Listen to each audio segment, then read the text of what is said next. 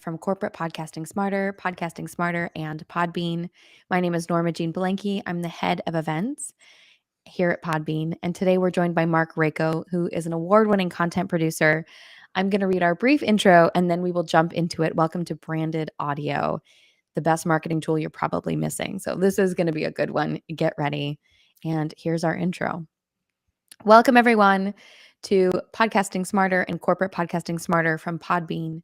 This is our live episode for July as part of our Corporate Podcasting Smarter series, hosted by me, Norma Jean Belenke, the head of events here at Podbean, with our special guest today, award-winning podcast producer and content producer, host, and co-founder of Mouth Media, Marc Raco, as we discuss branded audio and why it's the best marketing tool you're probably missing.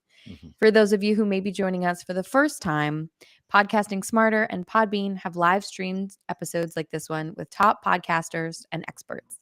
We also have recorded episodes on Podbean's YouTube and Podbean's Podcasting Smarter podcast. Podcasting Smarter is brought to you by Podbean. We are a podcast hosting and monetizing platform and home to over 600,000 podcasts, our ads marketplace and dynamic ad insertion platform, Pod Ads, as well as our enterprise solution for podcasting for business. For everyone listening, you can get in touch with and learn more about podcasting for business at podbean.com/enterprise, which we'll have here in the description and show notes. And now we will begin. Hello, Marc. How are you today? Hi, Norma. I'm delighted to be with you. I'm well, thank you. Just got Great. into New York City about an hour ago from a trip to see family. So nothing like sitting down for a healthy interview. Fantastic. I know so many people are traveling around this summer. So I'm so lucky that I feel so grateful you're here with us today. We're so Thank lucky you. here at Podbean. So before we jump in Mhm. to get into the nuts and bolts of branded audio, Mhm. tell us a little bit about your background and how you got into audio Thank and you. what So you've done for brands and a little bit of that experience. great, thanks. I'll say quickly, I started out my overall career working in video production, producing content for brands to tell their stories, image pieces, commercials, instructional videos, B2B videos, and so forth. But I learned a lot about storytelling. Obviously, there was audio involved then too, but it was really a great having gone to film school as well and produced quite a number of videos and films over the years, it was really a great chance to learn storytelling, which I think storytelling is storytelling, depending on no matter what the medium you have. Um, and I've always had that in my thoughts, even with every single podcast episode I've ever been involved with, even if it's just a simple interview. I'm still thinking about the story arc a little bit. Anyway, about I got into podcasting about 10 years ago, just deciding, hey, you know what I have no business doing? Podcast. Isn't that crazy? Because that was pretty early in the journey of podcasts overall. And then most of the time that I've been in podcasting, it's been doing podcasting with a team, co-founding what ultimately became co-founding a company called Mouth Media Network, which Yeah. essentially produces B2B podcasts, internal communication podcasts for Fortune 100 brands, and short form podcasts that are delivered through a SaaS mobile platform for retailers, for example, and art galleries and other reasons why short form audio stories need to be told. So uh, that's most of what my journey was. It's given me an opportunity to produce about 1,500 or so episodes of podcasts across 25 different titles in a variety of industries, from fashion to retail to grocery and travel, and in every, I think, conceivable format, from interview to a 1940s comedic detective serial to more of a documentary style, and everything in between. Been involved with many live audience podcast events that are very powerful. Recorded at and in partnership with a lot of major conferences and trade shows on 3 continents. And I've personally interviewed probably around 700 uh, guests from captains of industry to celebrities to just really interesting innovators and change makers, and taste makers, from experienced chefs to um, uh, I don't know, heads of the fashion tech industry. Yeah, Uh, absolutely. It sounds like it's really kind of spanned the breadth of it, what's possible with audio. So, it really has. And then I went from there, decided to move on after sitting in the CEO chair of Mouth Media Network, and learning, what was important from that, from a business strategy standpoint, and was asked to join the Lincoln Bio company Linktree, to carve out and take the initiative of a new audio content direction. They were taking some things and experimenting with, got to really make some really interesting content with them. yeah. And now I have a couple things in the works. Oh my goodness, my poor light fell off. Well, we'll live That's without okay. it. It's The live. show must Anything go can on. happen. Uh, Yes, exactly. So it it's sounds light. like you've been working with brands, Yes, that's the key. whether directly or indirectly, for quite some time in terms Yes, of creating audio and those emotional experiences no where question. customers or other businesses, especially if it's Yeah, B2B, are going to have that emotional connection to a brand. yeah, and So, I'll bring that together in this very quick thought. With every different kind of company I've worked with, every different kind of guest, every different kind of role, it's all been the exact same thing. There is no one way to do it, but it all comes down to the same thing. It's just about conversation or storytelling, and it's just a mechanism to be able to connect ideas with people, obviously, and and everyone has a different type of success metric that works for them. I don't think there's just one way to achieve success. And I think therein lies the secret to that success, is understanding what's right for you. yes, absolutely. That customized like customized message, Yeah. right? No, if everything is the same, how are you going to differentiate? So that definitely makes a lot of sense. Yeah. And I want to talk Mm. just directly. Let's dive in. What is branded audio? Because a lot of people are talking about it these days, and there's a lot of different kind of applications for branded audio. But what's the general definition? And then we can go from there. Well, I don't know what the dictionary says, but as far as I'm concerned, if a brand is a lot of things, it's a giant brand like Nike, or you're a CPA and you have your own brand, or you're Yeah, an influencer. Everyone has their own brand concept they're trying to sell. yeah, They're trying to portray. They're trying to communicate. And I think branded audio is basically utilizing the power of conversation and storytelling to do whatever it is you're trying to do. So maybe you're trying to create new connections and relationships. Maybe you're trying to tell people what you're about. Maybe you're trying to learn about an industry that you're in and start getting to be seen as a peer instead of a vendor or an outsider. Or it also might be that you're trying to communicate with or create an experience for your customers or your members, or your users. So I think branded audio is just audio for whatever your brand is, whatever that means. yeah, I don't absolutely. think there's a single way to do it. Okay. And what are the different formats that a lot of companies are using, right? Obviously, with podcasting, there's a lot there. How are companies using podcasting to share the stories about their brand? Well, I think there's a lot of different ways, but some of the interesting ones that I think typically I see pop up is, um, a lot of it too has to do with what kind of a brand you are. So, Yeah. you know, you might be telling the stories and sharing the stories of people that are within the ethos of what you're about or where you're trying to head with your brand. You want to showcase success stories with your product or your service, or you want to show that you belong or you understand your community, your consumers. I produced a piece for Linktree while I was in them, a series that was about the nature of the passion economy.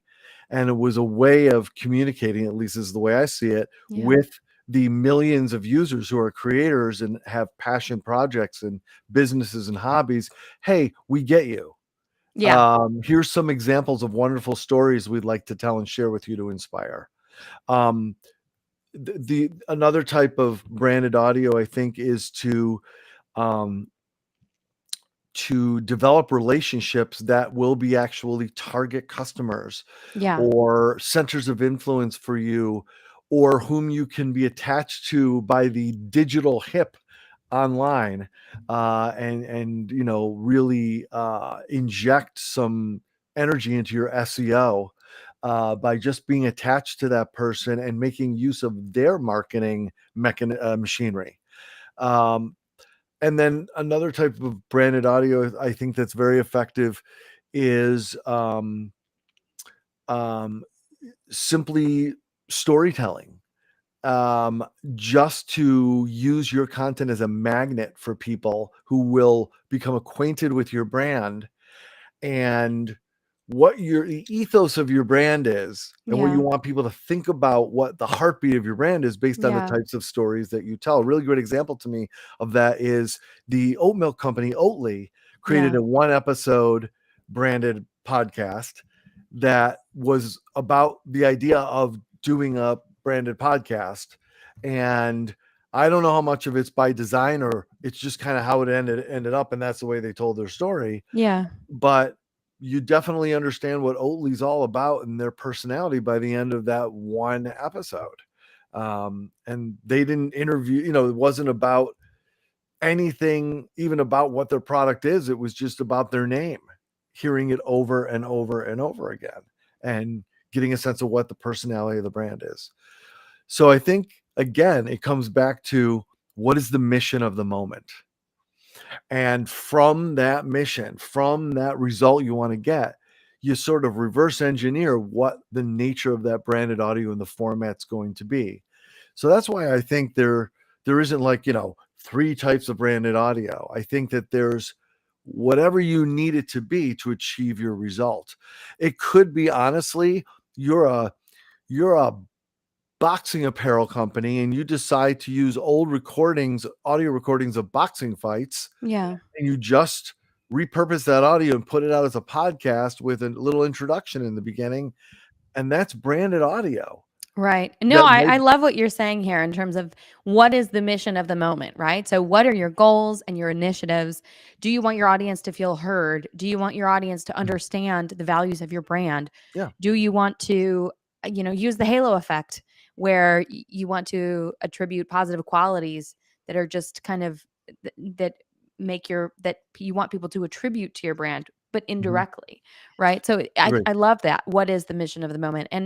And how is branded audio different from, like a quote unquote traditional direct sell or Mhm. infomercial type content? Yeah. There's always that fine Mhm. line. And I think brands really want to make sure, especially nowadays, they really want to make sure that they're on a specific side of it, right? If it is a direct sell, if it is an ad, then let's be clear about that. And if it's not, how do we make this entertaining? How do we make this something that people want to subscribe to, listen to, join? Look, I imagine that there is branded advertising that is audio that may be beautifully produced and very listenable, and there's a certain audience that engages with it. Yeah, there is. Of course. There is, yeah. There's all sorts, But yeah. but I'm of the mindset, Norma, that real podcast listeners, meaning dedicated podcast listeners, I forget what the number is, but maybe the average podcast listener will allow for 7 podcasts they subscribe to, and they actively listen to 4 or 5 a week, or something like along those Right. lines. We all have a And limited bandwidth in terms yes, of what we can we listen to. There's yeah, a million shows out there, but you've got your regulars. Yeah. I call it audio real estate. So Okay. basically, there's only so much real estate that you have in your week. So what are you going to allow to occupy that real estate and Yeah. give permission to that come in for you to dedicate time in your week? We're all very busy. So my thinking is that the difference is am I dedicating that real estate to something that I know very transparently is designed to sell me something? Do I really need that? Don't I have that from enough places in the world? Right. It generally speaking, I think the difference between something that is transparently basically an ad versus something that works to propel the business is there value to the listener in what's being given? Are they coming away with something that they couldn't have gotten anywhere else? A unique story, a laugh, an insight into something, an inspiration that they may really need, or access to someone they normally don't get to hear from, something like that. And to me, if they get something that they couldn't get anywhere else, that's value. That if you think about, why would I buy Levi jeans from one store versus another store other than the sheer price difference, the Yeah. experience that I have? Right. So we're Yeah. delivering I an love that. experience that is different from one show to another, that makes it worth doing. And if you have a simple interview show, just a basic interview show, here's tech innovators, and that's important to me as the audience, because maybe I'm an entrepreneur who needs to know what tech is out there for to do my business, and be inspired by the stories of innovation. Maybe what interests me is the way those stories are told, or the access to people that I've never even heard of. And thank goodness for this show, to being in the know and having their ear to the ground. And that's worth it for me. But if Yeah. simply what they're trying to tell me is, here's what we think about things, and I'm trying to steer you to buy my stuff, I think I'm going to tire of that eventually. Once I got the message, I'm not going to keep coming back again and again. But I think there's ways to create content that achieve that without directly doing that. And by the way, if you have a real editorial, technically you have to put that in the front of your show and say that this is an advertisement. And the minute someone hears that, a little bell rings in their head that says, I got to put my guard up. And you don't want that. So to Yeah. me, a great example of how you might get around that is have a good time.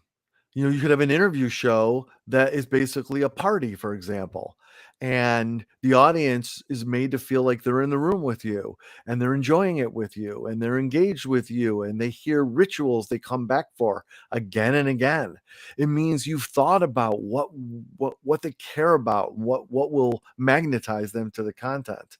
And I think the difference between that and someone who is basically writing what is effectively a script that's delivered via audio, I'm sorry, we're all pretty smart. We'll see through it. Yeah, absolutely. And I think focusing on the value that you want your listeners to get is paramount. I love that you really highlighted that. I think that's so important because a lot of the time, when you're listening to something, you don't Mhm. necessarily know what the value is that you're getting out of it, but you know it's there and you're I want to entertained and point you're out, drawn in. yes, I want to point out one quick thing that seems like such a basic thing. Well, value. Wow, what an epiphany. But you know, I don't know that there always has to be value for the audience, depending on what your objective is. Maybe my objective Yeah. is, I want people to know what I think. Whoever listens, however many people listen, whatever they think, my goal is to have a Yeah. megaphone, and Yeah. I want to get that opinion out. Or maybe I want to be seen as an expert, and this is my way to have content that I can share with people that memorializes what I think about things, or my advice that I can then share with people. And that's the objective. So it is less about providing value to the quote listener, unquote. So for that person, that's the value to them. But sometimes the value to me must be that the audience feels the value. So again, it all comes back to, what's your mission? How have you Mm. seen brands do that? What are some impacts that podcasts and branded audio have made for companies that you've worked with? And I want to go into a couple of different examples, but first, just give us your favorites or the ones that really stand out. Uh,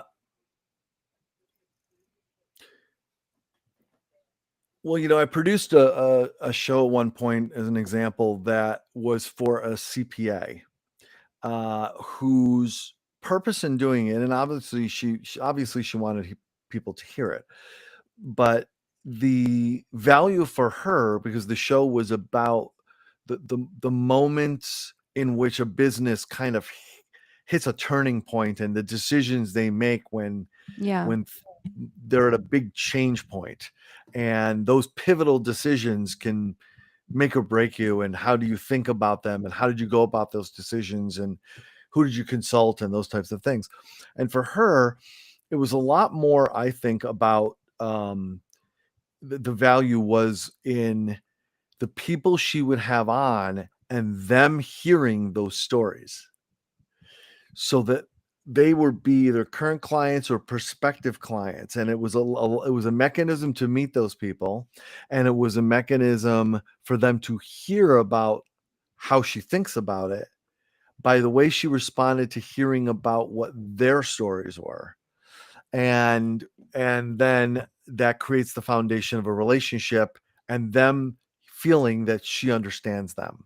And secondly, the ability to take that audio, like I mentioned before, and obviously share it through social channels, share it through blogs and articles, share it through various channels, through email as an email Yeah. signature, or just send it to someone before or after a meeting to say, I love that you mentioned this, and it made me think about a conversation I had with so and so, in which they had a very similar moment in time. I thought you'd love to hear it, and it demonstrates a lot of credibility for her. So I think I think that's one example of the way that I've seen branded audio used that I think was really effective for Yeah. somebody.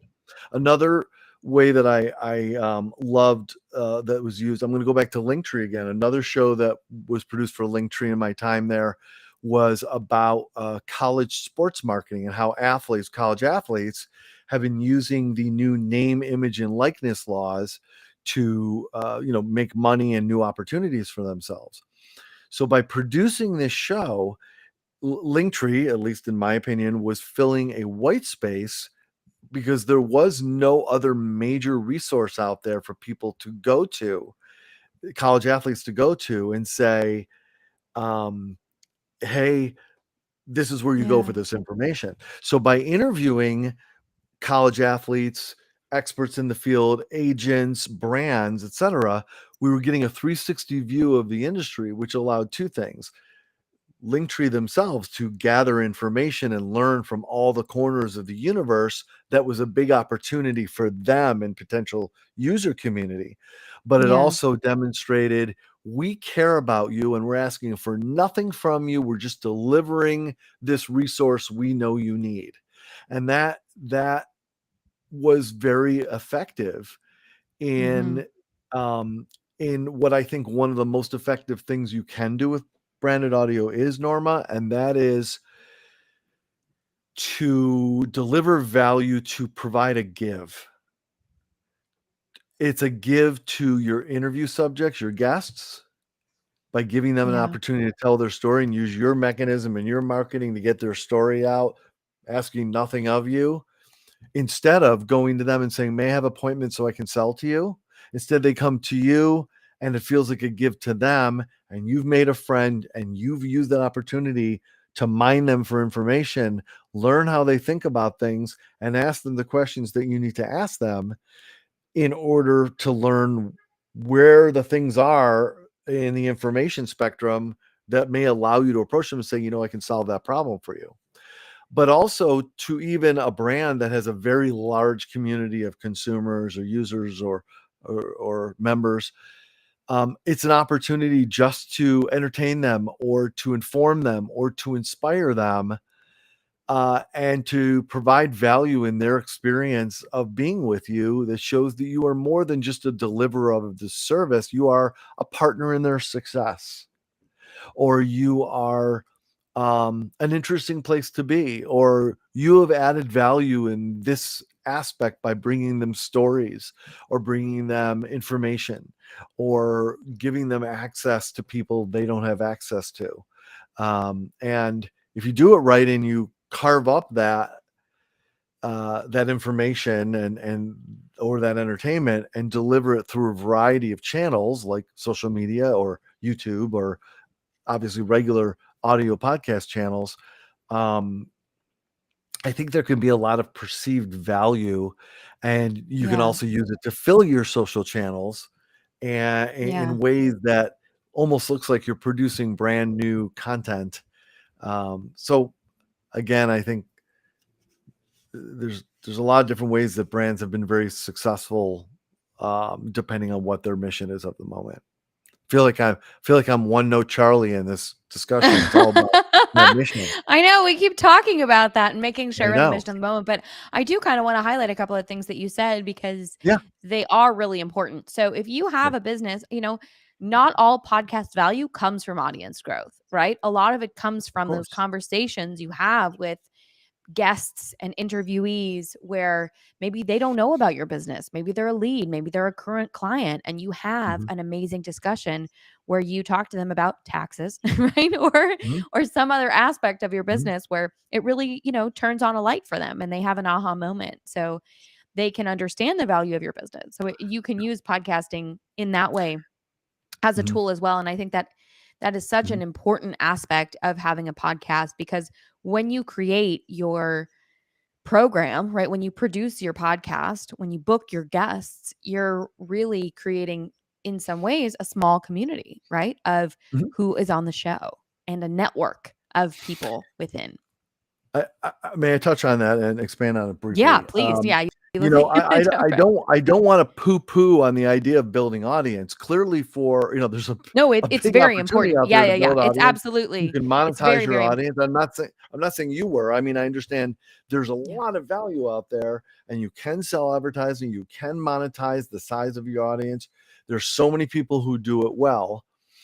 Um, but I will tell you, I want to speak directly to anybody, particularly anyone that may be watching this, that is part of a larger brand or a larger team that either has or is considering adding audio as part of your, let's say, your marketing efforts. If you step into producing audio single-mindedly thinking about, I want to produce really interesting and compelling audio that's in line with our initiatives with our company. And our hope is that we can interest this percentage of our social media following or of our blog following or our email list. And they're going to listen to this just by accident. 10% of them will listen or whatever. And then that's going to convert into this much business, or we're going to create really amazing audio. It's going to grow into this size additional following for us. Look, all of those things are possible. They all can happen, and they probably do and have happened. But I would argue that that probably is a smaller percentage of the larger number of podcasts that end up being produced for brands. The smartest thing for you to do is to still pursue those things, but have also an additional mission or KPI or goal that's a part of this. Think, if no one listened to this, if we just got my assistant and my uncle to listen, and that was it, what else could I do with this thing that would achieve something? So let's go back to what you said, Norma. Let's go back to the idea of the largest number of branded podcasts, which are not the Nikes of the world, but it's the lawyers and the CPAs and the small businesses and the printing companies and all those people that are producing a branded podcast, as well as the larger brands. And their goal with doing this in the end is to get more clients. That is Right. what they want. And that's why they're thinking, man, I'd love to build an audience, because then these people will hear it. It'll build my brand, which is all true. And some of those people will hear and they'll get in touch with me, or I'll meet them and they'll have heard the show. Again, all true. But wouldn't it also be smart to say, if I do this as a weekly show and I commit to doing this for a year, let's say, it's Yeah. 50 weeks, let's call it. And over 50 weeks, I'm going to do, let's say, I'm going to have 20 brand new people on this show that I'm going to somehow curate through networking, introductions, people I say, I wish I could meet that person. And I cold call them, or I get connected to them, or whatever. The people I met in a networking opportunity, I invite them because I want to get them into my circle. Great. That's 20 of them. Yeah. Then another 10 of them are people that have gotten cold in my sales funnel, and I haven't really been able to figure out a way to reignite them. So what I'm going to do is invite them on my show as a way to tell their story, No agenda, no ask, no sales, just a chance to get in front of them. And by hearing what's important to them and asking targeted questions to them, I'm going to learn what they're up to, what they're thinking about now, what's important to them, which may give me the ammunition to pull them out of that funnel and reignite them. And then some of my other of the 50 are going to be existing clients or important people to me that I want to provide additional value to get in front of them again, to show some love by sharing their story and pumping it through my marketing mechanism. And then Right. maybe there's some centers of influence that I meet that can introduce me to other people, and I'm going to give them value by and make an introduction to them on my show and all these things. And don't forget, every one of these people, if you do it right, it's a big old marketing mechanism for you too. 50 people pumping your brand out through their marketing channels if you do it right. So at the end of this year, Norma, I have 50 people that have all one thing in common at least, and that is they know me and had a conversation with me.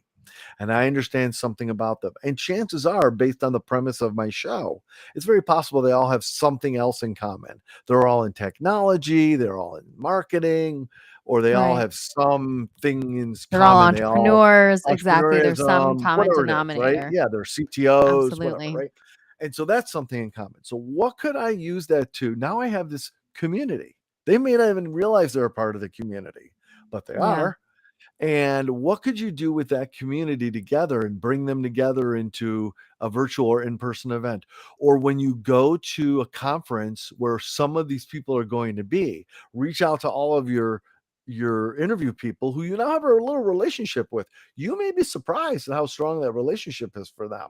You may have 50 guests, but they may not be in 50 podcasts. So you're a special event for them, for some of them at least. And so you say, hey, are you going to be at this conference? I'm going to be there. And if you find out 10 of those people are going to be there, make a little gathering at a local watering hole or dinner and bring them together and introduce them to each other. And you are going to be the belle of the ball because you're the common denominator. And they're so powerful for you. And where did this all come from? Just the power of asking people to have a conversation with you, but you strategized it. And and yes, you want the audience, you want the size of the audience, but this can be your if not your primary, your secondary mission, your secondary KPI that is designed to build that community, like you said, Norma. Exactly. No, it's really important, I think, also to think about those secondary and benefits of having a podcast, because we always talk about audience, and audience is number one, but when you are interviewing people, you're creating connection and community as a Yeah. result. And we do talk about this at Podbean, and it's so great to hear you speak about it as well. Um, I want to talk a little bit more about the impacts on the audience side, just Yeah, to of pivot. course. The Mhm, podcast can make for a company in a couple of ways. So, mhm. I mean, obviously, you mentioned that Oatly example, which is a great example in terms of podcasting for an overall brand, right? You know Mhm, what their company's like, you know the company culture, mhm, you get a feeling, and it really makes you connect with that brand. And a lot of the values, I think that we attribute to brands, right? Brand mhm, values are a really big one. So I'd love to hear you speak a little bit about brand values, and then also mhm. podcast, like branded audio, and how it relates to employees and employee culture as well. That's terrific. I love that question so much. You know, I've seen a lot of there are a lot of companies doing podcasts that have either in them or as a central theme of sustainability missions, for example. Let's use this as an example. So here's a great way for you to utilize branded audio to just using this as an example to both inspire, teach, and perhaps be a change maker by giving information to other companies, other entrepreneurs, other executives and leaders that they may not have known or may not have thought of, and to learn by your example and to be inspired by your perhaps success with the things you've done and that you've decided to commit to as a brand by both telling your own story, but by using your dollars and your time and your megaphone as a company through your branded audio, Norma, to share the stories of others as you, as a company and as an executive, by hosting the show, let's say, also learn from each of these people about how they think about sustainability, the successful stories they've done, and you may be inspired with techniques or initiatives or thinking that they've done that you could bring to your company. So what happens is you haven't necessarily had to take out a multi-million-dollar ad campaign to tell the world we care about Right. sustainability. Right. I'm just doing a podcast, and maybe I put some ad spend behind it, but I've done a podcast in which I personally, as an executive of the company, am going out into the world as a beacon of information gathering on behalf of my audience, Right. and I'm learning Yeah. with them. But by doing that, you know how when you go to a panel and there's several experts and then the panelist almost in your mind is the same as the guests. They sit on the same plane as them. You equate them a little bit if they're asking questions and having a dialogue with the guests when you watch a panel or a fireside chat. You equate those two together a little bit, and I think that the company, by having a content that's about a topic, you will begin to equate the company with the topic they're presenting to you, and that's advantageous to the brand. Because if they communicate it out there, they don't have to say, we care about sustainability. They can do a podcast Right. about why people should care about sustainability and let us Right. give you information about it. In doing that, particularly if you involve your team, your employees in that process, automatically you're you're leading by example, and you are investing in this, and you are showing your employees that you care. So it's like a twofer. You get two for the price of one. And even better, if there is a way for you to involve your employees, your team in the process, like nominate a guest for our podcast.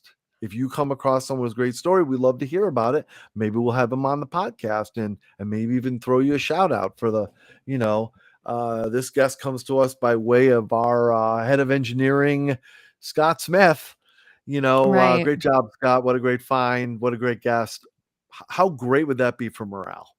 So that's another way that Exactly. you can impact your employees. But I think your voice on the outside, I talk often about a company's inside voice and their outside voice. When we were little and our mom would tell us, use your Yep. inside voice. Your I think we have inside an inside voice and an voice. outside voice. Yes. But sometimes I think our outside voice can be heard on the inside of our Yeah. company. Absolutely. Absolutely. And I think, employees also want to believe in the companies that they work for. So a lot of that external Yes. messaging is going to affect your internal customer, which is your Yes. employees as well. So that's One thing you can absolutely also really do. important. Go ahead. I'm sorry, Norma. Oh, no, I was done. Yeah. Jump I in. was just going to say one other thing you can do is for companies who may also have internal communication that involves audio or an internal podcast, for example, which is certainly Yeah. rightfully a growing trend. Oh, yeah.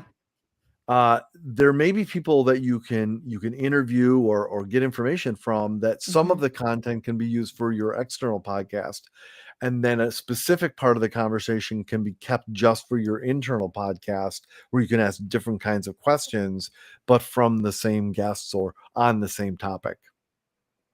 Absolutely. So kind of like a behind the scenes or a deeper dive for your employees or private members or subscribers as well. So that's really important as well. Yep. And I want to kind of pivot a little bit. I want to speak about the emotional experience Mhm. for the audience with audio over print or video, because I mean, nowadays Mm. we are, and I say this all the time, if for everybody out there, sorry, I'm going to say it again. We listen to podcasts and we listen to audio on the same device that we talk to our mom, right? On the same device where we talk to our families. And so audio can be so emotionally intimate, right? Because you're having that connection. And even if it's one-sided, it's on the same device where you're having Mhm. those two-sided connections. And Mhm. so can you speak a little bit to the emotional experience for the audience with Yes. audio specifically, and how we can maximize that emotional experience for our target demographic or for our audience Yeah. with podcasting? So I'll say two things just from a sort of scientific standpoint first, and then we'll Yeah. talk about how you can engineer that, if you will, at least from my chair. One thing is let's just speak basics. Everyone knows this. You can lose context in a text because it doesn't have the nuances of the spoken word. When the Right. person says, "Oh, um, I meant I'll be late again, not I'll be late again." I'm sorry you read it that way because you didn't have the audio to go with it, much less the facial expressions or the body language, right? Um, so just the fact that we can communicate things with audio versus say text, it's just very natural to understand you have more information. Of course, there's going to be more you can do in affecting emotion and also Mhm. the right emotions that you intend. Secondly, and more scientifically, it's very well documented that spoken word uh, affects the brain in the same places that reading a book does. So when you read a book, like a novel, you begin imagining the scenes and you see the people, and it becomes like a movie in your head.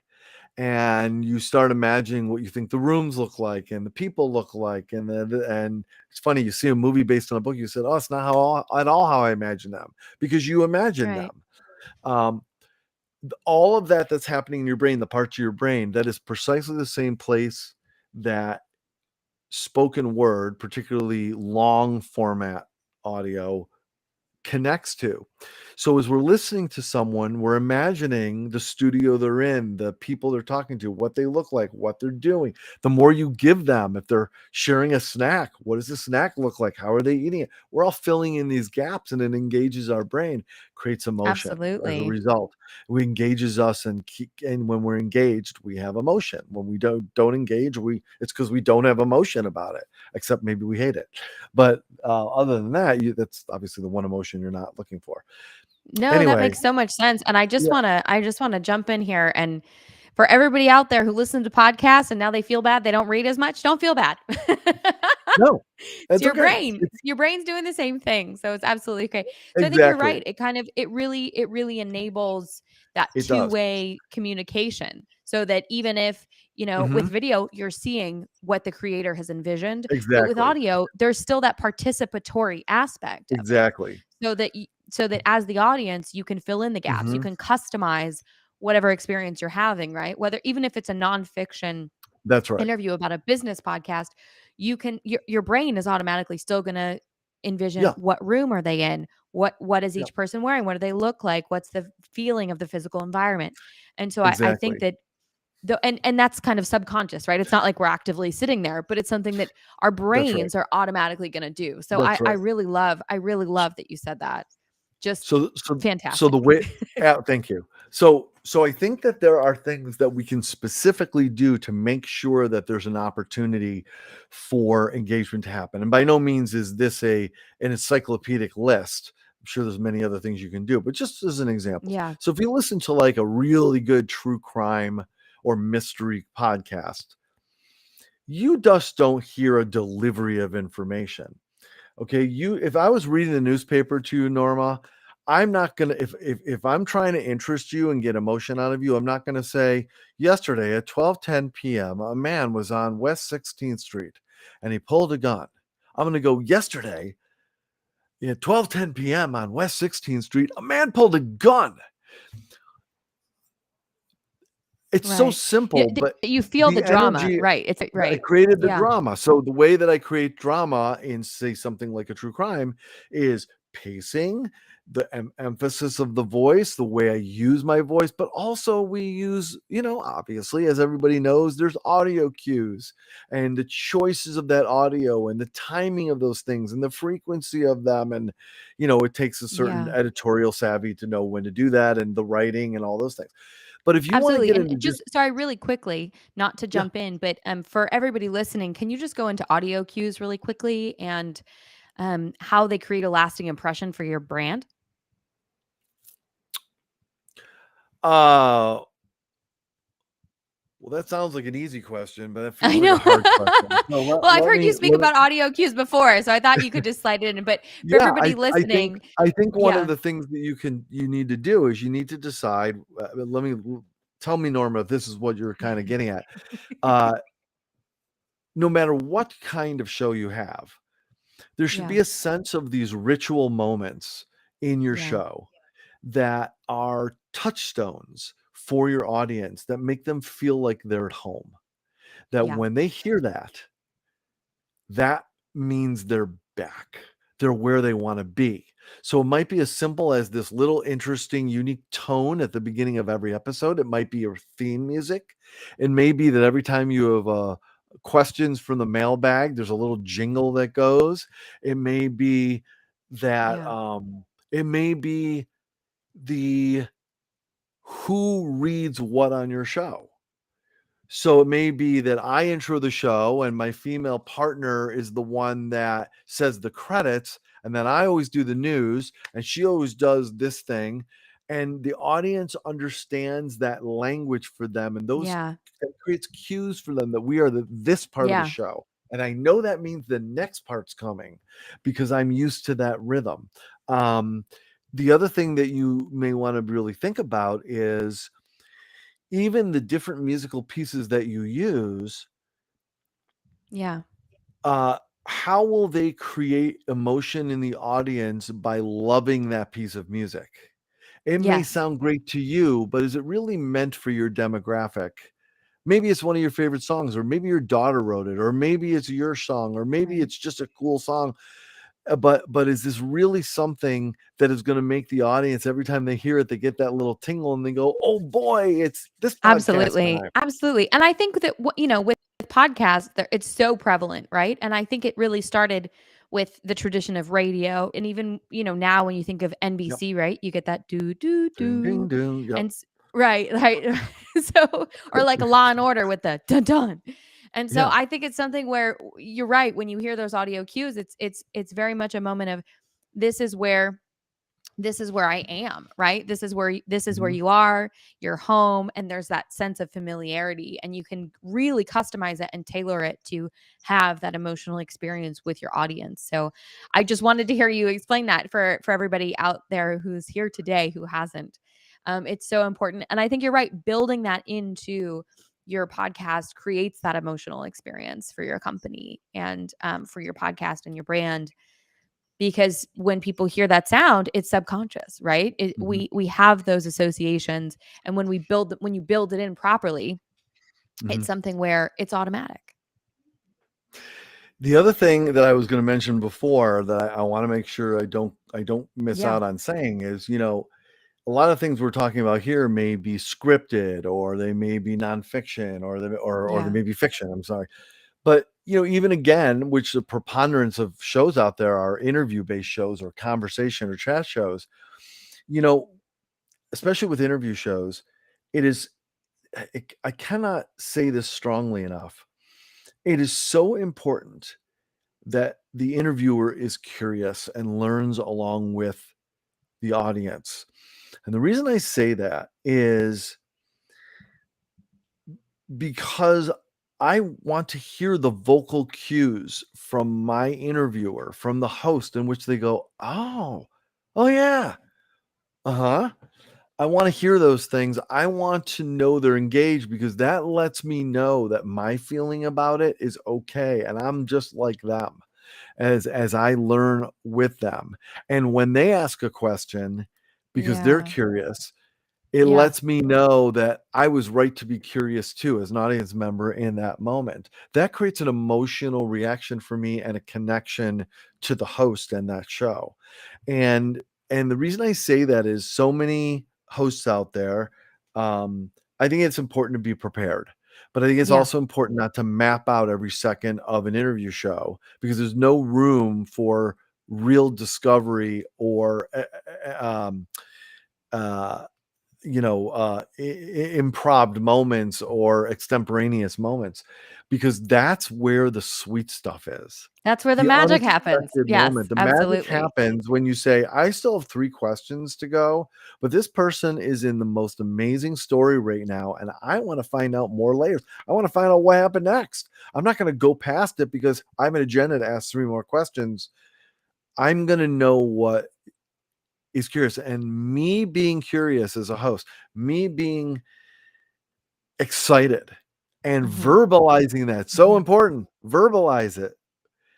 That, I swear to you, that will create an emotional connection with your audience and ultimately the connection, which is what you want, because Yeah. that is what makes them go, I want more of that. I want to feel that Yeah. again. And you're taking them along for the ride. I think that's really Yes. important, right? And it really allows your audience to give themselves permission to invest. Yes. Right. So if you say, I'm excited, get excited with me, it gives your audience permission to get excited. It gives your audience permission to, jump on the roller coaster with you. So I think that's a really important Agreed. element. I do have more questions though, Mark. Go for, So, I do want to say one quick thing, Norma. If you're listening to this and these are new ideas, great. If you're listening, you're saying, well, gosh, that's pretty basic. Obviously, I would challenge you, and that may be true. I would challenge you to think about, go back over the show that you either do or that you're thinking about doing, and ask yourself how you've made sure that these things will happen in your show. Have you been thinking about that? Have you been designing it? Some of these are basic premises that we lose sight of. So it's good to talk about them to make sure that we keep our eye on them.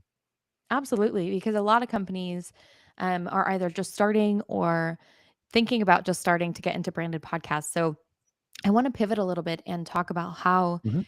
branded audio and branded podcasts are being used within a larger podcast strategy, which is kind of what we're here today to talk about Yeah. a Mhm. little bit more. And obviously, with podcasting, you have the whole episode, but some of that is broken down for Yeah. clips within social Mhm. media, within larger marketing campaigns. Mhm. So, what are some of the use cases that you've seen Mhm. branded audio and branded podcasts being used within a larger marketing strategy? Sure. Well, the more that you can strategize this in advance and say, I know that we're going to want to pull from this for, well, let me back up. So the answer to your question, I think, is, let's say your interview's an hour long. I'll just make that up. An hour long interview. Maybe you're not going to put an hour long interview on YouTube, but maybe what you'll do is you'll take a 20-minute best of the interview, or first 20 minutes of the interview, and put that on YouTube and say, to hear the full interview, go to our podcast channel. And then in that instance, YouTube becomes not only another channel to discover your content, but it becomes a mechanism to market and push to your audio channel, which you also may want Yeah. to populate. And create a The second funnel. thing, Exactly. Right. yes, the second thing that you can do is you can create um, YouTube or video channel only content. So there are Mm. questions you don't include in the audio podcast that are only for the video podcast. So unique content in different audio channels. Mhm. You may even create unique content for social channels. So there may be questions that you ask, like, let's say you're doing a show about the beauty industry. So maybe you ask someone what you love about the beauty industry, but that only goes on social media. It doesn't go on your show. And that's, instead of just putting a clip from your show, you create content that is shareable or snackable all by itself that would Right. appeal to that audience, but it's So you all create recorded at the segmented same content time. for each platform. Right. Okay. Yes, which means you're strategizing it and you're planning it. And so you say, okay, I've got an hour and a half with my guest. First hour is going to be the interview. I've already told them that when we're done with the interview, we're going to record a couple little video bits to help promote the show and them. And then you do those Yeah. separately and know what you're going to do. But the other thing that you do, or that you should and can do, is Yeah. design segments in your show that are very specifically engineered to be pulled out as segments. So those may be Instagram reel worthy, let's say. Right, or like And a quick fire round of questions a quick or fire round or a right. question that you always ask that's always it's a little controversial question every time. What's the best lie you ever told? Or maybe not that, but Right, or even just, what's if we're a oh, podcast about podcasting, it could just be like, what's sure, your favorite podcast, right? exactly. Or Or what's with what's the first entrepreneurs, it might podcast you be ever listened to? Right. yes, that's great. Or with an entrepreneur, it might be tell me about your cry on the couch moment. The one moment when you thought it was all over and you cry on the couch before you Yeah. picked yourself up. What was that moment like?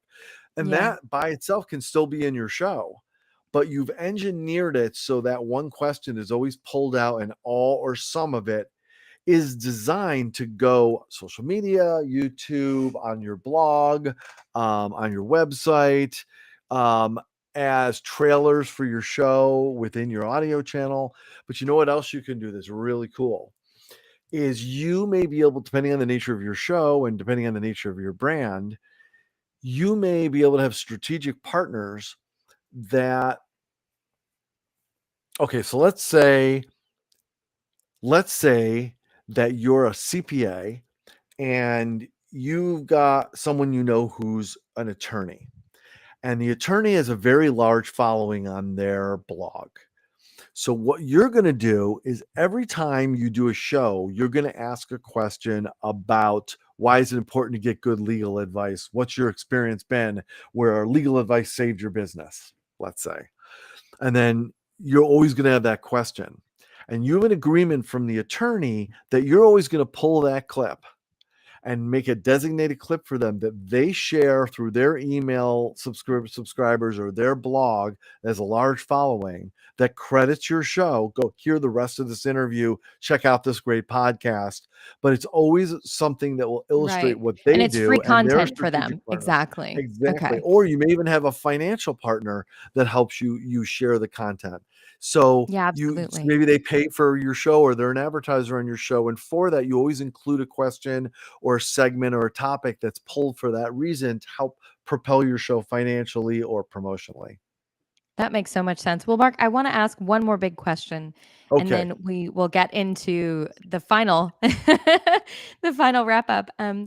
So we've talked a lot about what makes a great branded podcast, and there's lots of formats, right? Lots of styles, initiatives, Yeah. um, and how you can really, what is the mission of the moment? Um, how can you target? Because so many different businesses have different niches, right? Hmm. Right? Like Hmm. the accounting audience is not going to be necessarily the oat milk, right? Podcast Hmm. audience, Hmm. right? So how can you target a specific audience or demographics with podcasts and branded audio? And what are some tips for really honing in on that niche? Because it's going to be so different for every brand, for every company, for every Yeah. industry. And you've worked with so many different industries. I love to say that there's just an answer I can give you, but I think it just comes down as simply as one, um, whatever you can do to understand who your target audience is and what they're interested in is very helpful. Either you know it because you're in that business and you know what they want, or there's nothing wrong with doing a little research ahead of doing your show with some focus group of however large, or talk to a few centers of influence and get their input as to what do you think people need to know and want to know and would be willing to put some real estate of their week aside to take in if I gave it to them and it was compelling. And so the first thing is to create content people want. Sounds so basic, but I think a lot of people create content they want to put out, not what people are looking for or can't find somewhere else, or can't find that flavor of it somewhere else. Maybe they can find information on estate planning, but maybe it's so boring nobody ever listens to it. But I found a way to do it in an entertaining and fun way that makes it Right. palatable. And that's what people have been wanting, is a way to make Yeah. it accessible. So you found a sweet spot. So by producing the content Yeah. people want, then there's a Yeah. ready-made audience you just have to find and deliver to them. So that's the first thing, I think. The second thing is understand what you're listening patterns of your audience is. So the listening pattern of truckers who are on the road for 8 hours a day and want to listen to stuff is very different than working moms taking their kids to nursery school in the morning. Right. You've got a short Okay? window of carpool Short versus a window. long window of So driving producing across the country. Right. I may produce the most compelling 45-minute podcast for working moms, but they literally may not have time to consume it. So that's why when I produced a really cool show years ago about working moms, um, we decided to do hour-long interviews divided into 4 10 or 15-minute segments that were all done as individual episodes. So we record 15 minutes, start all over again, record 50 minutes, and it was divided into topics. And they came out Monday, Tuesday, Wednesday, and Thursday, and each day had its own theme. But what you could binge listen and get an hour-long show with the same guest, and that guest was all week. And they were the belle of the ball the entire week, and they got social action every day of that week. That was a great opportunity for that guest, but it solved a problem by creating bite-sized content for that target audience. So Absolutely. knowing what your audience is, what their listening capacity is, are you Yeah. going to type A people or are you going to artists? What are they going to listen to? How fast you got to talk? How much can you goof around? How long you got to take till you Yeah. get to the point? Understanding that Yeah. audience and knowing if you are that person or you need to understand that person to talk to them the right way makes all the difference in the world in terms of whether you're going to connect with them. And I think the last thing is create a personality and a format of your show that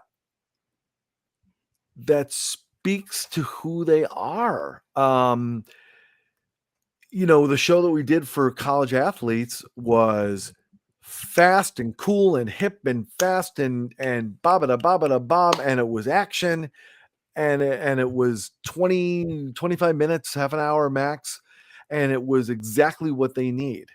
You know, um, but I'll tell you, when I did shows like a show called Fashion is Your Business, which was one of the biggest shows I ever did, Yeah. the entire purpose of that show was to develop relationships with the people that we were talking with. I almost didn't even, with all due respect to our amazing audience, I didn't as much care about what the audience thought. I cared about what happened in that interview. So Yeah. the interview had an arc that was about relationship building. And interestingly, the audience wanted the same thing. They wanted to feel like they got to know those people. So that Yeah. worked for them. But again, it went back to the mission of the moment. But the format in terms of engaging that audience, making the podcast work for you, finding that audience that will gravitate to what you're doing, it all starts with the most basic things, which is excellent content aimed at the people you wish to listen. And the format and structure of the show is wrapped around whatever your mission is. And then lastly, and I think this is so important, so obvious, Norma, but I don't mean that to sound like pretentious or anything. It's just you have to have a promotional strategy, and that Mm. cannot be throw it on Instagram or Twitter. There has to be a method by which you plan to get this in front of people, whether it involves paid social, whether it involves partners who have agreed to push it through their blogs or through their email lists, whether it's your own, marketing mechanisms, whether it's doing a few live audience events, in which you instead of doing a panel, you're basically doing a podcast interview, and then you tell everyone in the audience about the podcast, and that's how they learn about it. um, Engineer shareable moments, interesting moments in your podcast that become something, they become a moment that you put out there that may actually almost make it irresistible not to share that crazy moment because you engineered it. um, all these things, this strategy from beginning to end, is what will make the difference between you being glad you did it and resenting that you did it.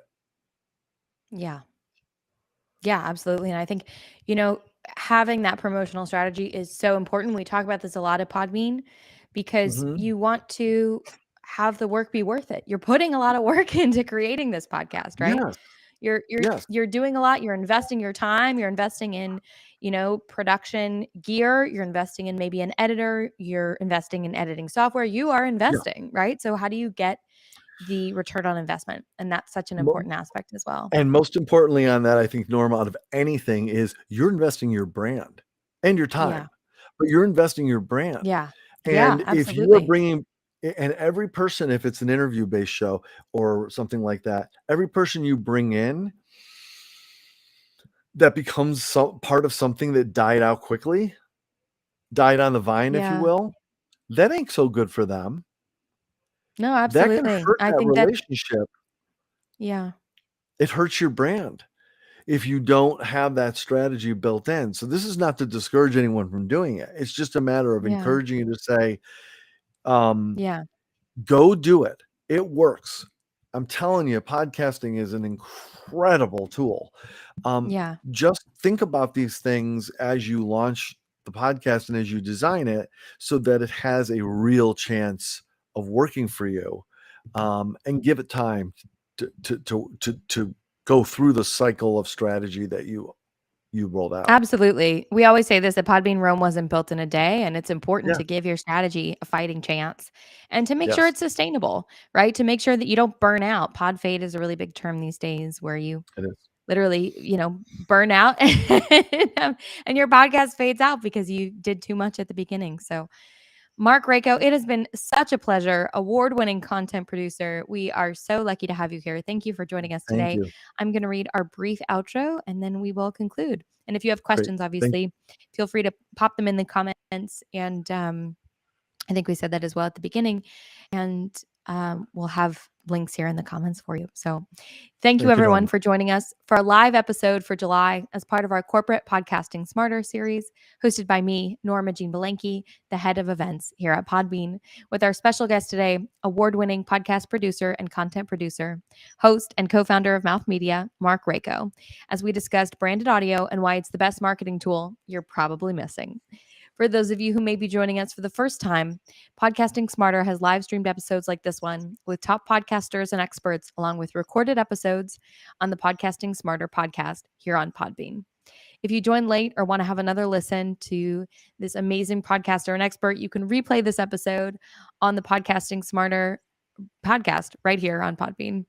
We're brought to you by Podbean. We're a podcast hosting and monetizing platform and home to over 600,000 podcasts, our ads marketplace, and dynamic ad insertion platform, Pod Ads. For everyone listening, you can get in touch with and learn more about podcasting for business at podbean.com/enterprise, which we'll have here in the description and show notes, along with some links to get you started with your branded podcast if you're a company that's looking to explore that. Thank you so much for joining us, and we'll see you next month. Thanks, everybody.